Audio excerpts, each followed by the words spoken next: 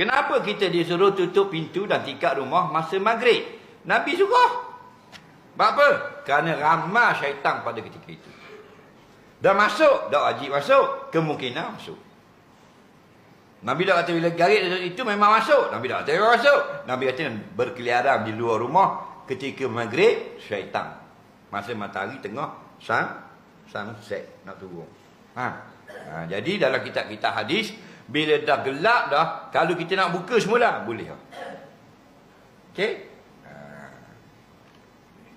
Dan kalau kita tutup pun, garis, dan kalau ada orang baru balik, kita buka tak datang masuk kok. Masuk celah je. Jadi bijak mu dah pula. Kata ulama, maksud dia masuk itu ialah mu tidak tutup pintu terbuka. Bila mu tutup dah, orang masuk, mu buka kejap pasal dia nak masuk, dia tak boleh masuk.